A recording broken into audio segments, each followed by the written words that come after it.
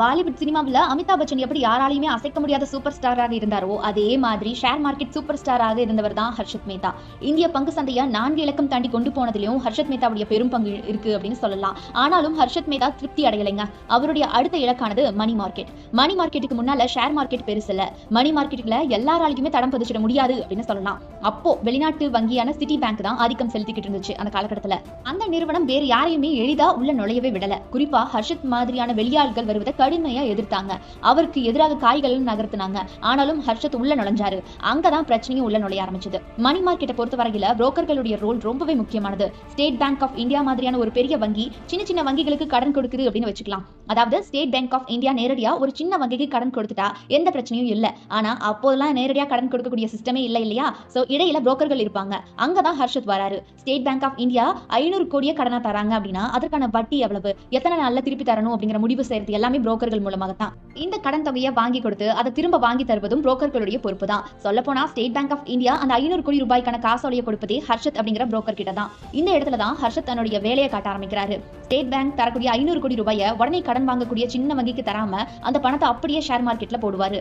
நம்ம எல்லாருக்குமே நல்லா தெரிஞ்சது தான். அவர் முதலீடு செய்யக்கூடிய பங்குகள் எல்லாமே நல்லா தான் இருக்கும். அப்புறம் என்ன, பெரிய தொகையை போட்டு பெரிய லாபம் பார்த்துருவாரு. அந்த லாபம் கைக்கு வந்தவனே ஷேர் மார்க்கெட்ல இருந்து பணத்தை எடுத்து சின்ன வங்கி கிட்ட கொடுத்துருவாரு. அதாவது தன்னுடைய பணத்தை முதலீடு செய்யாமலேயே பெரிய லாபத்தை பார்க்கறது தான் ஹர்ஷத்துடைய யுக்தியே. அவர் இப்படி முதலீடு செஞ்சதெல்லாம் மக்களுடைய பணம். அதுதான் குறிப்பிட வேண்டிய விஷயம். ஸ்டேட் பேங்க் ஆஃப் இந்தியாவில் மக்கள் பணம் டெபாசிட் செய்வாங்க. அந்த பணத்தை புரோக்கர் அப்படிங்கிற பேர்ல வாங்கிட்டு இவர் ஷேர் மார்க்கெட்ல முதலீடு செய்வாரு. அவர் விற்கக்கூடிய பங்குகளை வாங்குவதும் மக்கள் தான். இதனால ஒரு பக்கம் லாபமும் இன்னொரு பக்கம் புரோக்கிங் கமிஷனும் வரும். ஒரே கல்லுல 2 மாங்கா. அப்போல்லாம் ஸ்டேட் பேங்க் ஆஃப் இந்தியா கிட்ட இருந்து கடன் தொகையை பெற்றதும் சம்பந்தப்பட்ட சின்ன வங்கி ஒரு ரசீது தரும். இதுதான் மொத்த ரெக்கார்டே. அந்த ரசீதை ஸ்டேட் பேங்க் ஆஃப் இந்தியாவில் யார் நிர்வகிக்கிறாங்களோ, அதாவது அங்க இருப்பாங்க இல்லையா கொஞ்சம் தலைமை நிர்வாகியா, அவங்களையும் தன்னுடைய கைக்குள்ள போட்டுக்கிறாரு ஹர்ஷத் மேத்தா. ஆக ஹர்ஷத் எப்போ பணம் தந்தாலும் பிரச்சனை இல்லை. அதான் கணக்கு எழுத ஆள் இருக்கே. அப்படி ஒருத்தர் ஸ்டேட் பேங்க் ஆஃப் இந்தியாவில இருந்து ஹர்ஷத் பெற்ற 500 கோடி ரூபாய் தான் தன்னுடைய அனைத்து மோசடிகளும் வெளியே வர காரணமாக அமைது. இது தொடர்பா விவரம் பாத்தீங்கன்னா டைம்ஸ் ஆஃப் இந்தியா மூலமா லீக் ஆகி ஒரு சரித்திரத்துக்கு முடிவுரை எழுத ஆரம்பிக்குது. இப்போ வேணும்னா 1 லட்சம் கோடி 2 லட்சம் கோடி அப்படின்னு சொல்றது ரொம்ப பெரிய தொகையா கருத முடியாம இருக்கலாம். கொஞ்சம் யோசிச்சு பாருங்க.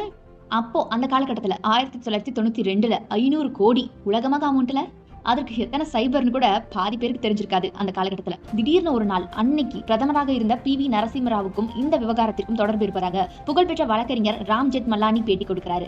அதுதான் எல்லாருக்குமே பேரதிர்ச்சியா இருந்திருக்கு. அது யாருமே எதிர்பார்க்காத செய்தியாகவும் இருந்திருக்கு. இந்த ஹர்ஷத் மேத்தாவுடைய கதையை கேட்ட எல்லாருக்குமே கண்டிப்பா இவர் ஒரு பெரிய ஹீரோப்பா வேற லெவல் பண்ணிட்டாருன்னு தான் தோணும். ஆனா பாருங்க, அடிப்படையில் இவர் பண்ணது மிகப்பெரிய ஊழல். I don't need money. And it becomes, it starts giving you negative effect than the positive. I don't want to pass on that poison to my